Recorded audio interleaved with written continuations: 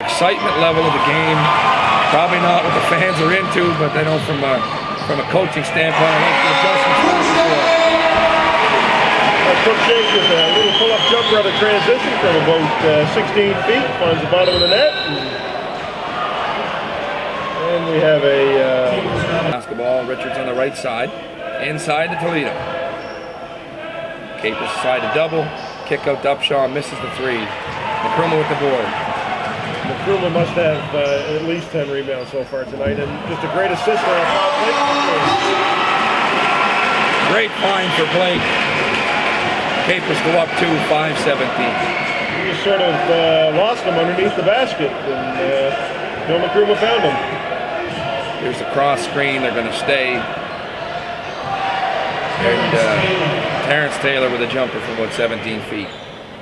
It's back and forth as Chuck Swirsky says, "You're not breaking out the salami and cheese yet."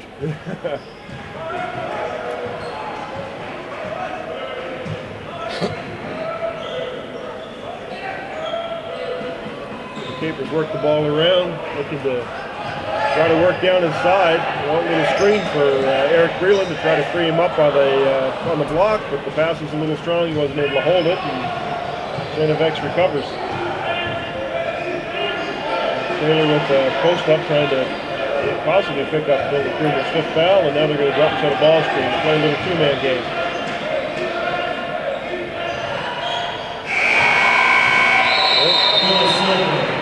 Will Silver with you're as a coach, you're trying to work the ball around to get the ball into your stars' hands in a position where they can take advantage of their skills. Exactly. And here they've got Nkrumah to the top. Frazier posting inside, leaves out. Breland slips to the rim. Right. Here's Frazier to the right side. Shot clock's running down. He needs to get a shot off. Great jump right stop. To the rim, and Eric Breland able to grab the rebound and foul there. Well, he wasn't able to put it back, but Paul Blake found it. Found by Crookshank, and that's off. And again, a loose ball. Phil Nkrumah not able to put it down. Great hustle by everybody involved. And you've got the Capers now at the basketball, 3:35 with another 24 here. Set up a little bit of offense, run, try to get Breland touching the post. Phil Nkrumah pulls up from the bottom of the net. That brings the crowd alive a little bit in here. Capers go up one with 3:14 left. Crookshank, Garden Silver at the top. I take Crookshank in that matchup. Well, they're going to play a little two-man game with Tyler Richards coming off the screen and looking to hit a runner. Not able to bring that in, but Sanivex does run down the loose ball. They've got 20 on the shot clock. They're going to set up, try to run a little bit of offense. This is where the guys with the 4 fouls maybe got to step back and let them have one. And that's exactly what ended up happening. They were able to work the ball down into Toledo, and Eric Breland, not wanting to pick up that 5th foul, just sort of stood there and had to allow the shot to Toledo to get the shot off. So again, the Capers work the ball around, and they're going to look a little big screen, which makes it pretty tough to switch. And stripped out of Frazier's head. Shot with the screen, or well, wasn't able to inbound it. X knocks it out.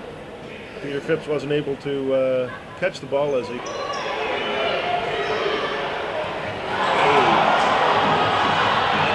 Eric Breland with a shot, wasn't able to go. Looked like he was fouled. I certainly thought from this vantage point he was, but referee's got a different look. And they don't give you a whistle. Sort of a shame. That's a great steal by Nkrumah inside. Ahead to Crookshank. Back to Nkrumah and foul on Toledo. My money on Big Phil to make a couple free throws here. And when there's very few seconds left in the game and you're needing a score. Oh, certainly. I try to save a few and get ready for that situation. So Nkrumah steps to the line, and Dwayne Johnson was able to drive that along the baseline into the paint of the Capers, where Phil Nkrumah and Eric Breland were both nervous about picking up foul number 4. And score to give the Sanivex Extra a 1-point lead with just a minute and 20 left. Great back cut by Tremaine. Fraser, 68-67, 1:15 left. Capers up one. We're heading to a good finish. Phil Nkrumah again finding the open man for an easy score. See wing ball screen. Richards on the weak side. The Capers switch out. Fraser. Now they're calling for the screen. That's probably a charge, but not today.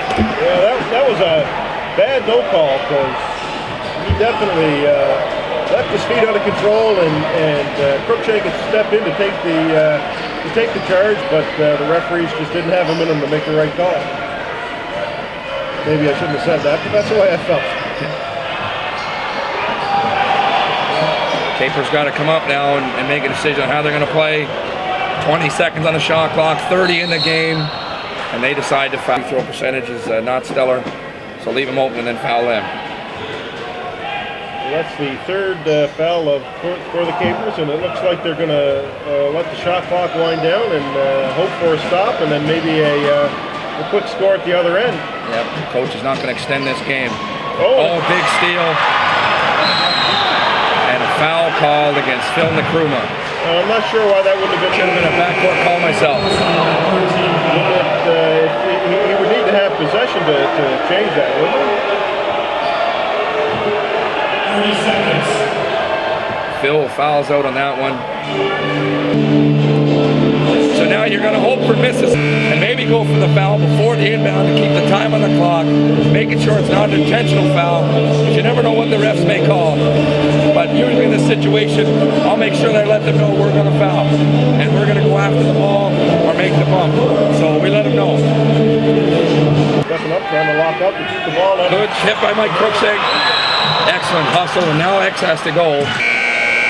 Athletic Director John Ryan's standing, and I know how tough it is for him to watch these games.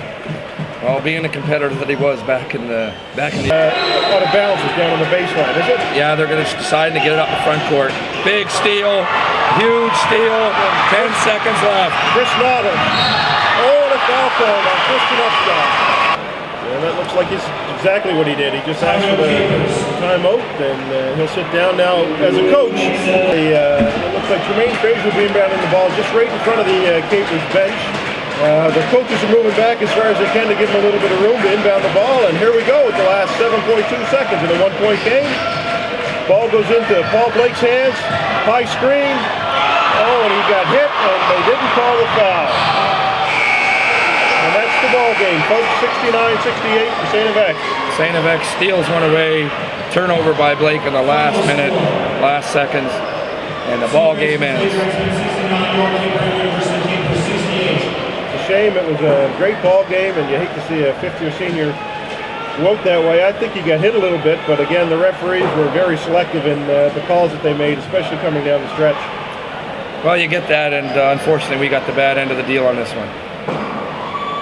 So for Fabian McKenzie, I'm Donnie Rowe. We'd just like to thank everybody for tuning into Capers TV, and look forward to following the Capers throughout the rest of this season and then next season again on Capers TV. Thank you, and have a good night.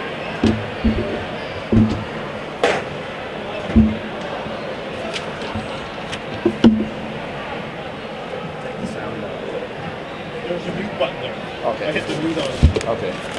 That's Fucking road. Yeah. Sorry, I hope they didn't pick that up. Number 23, Phil Nkrumah. those guys are fucking horrible. How can you not call that? I don't know, man. How can you call a touch foul over there and not call the other one? All season long, support CBU athletics. Have a great night. Yeah. I know what you're saying there.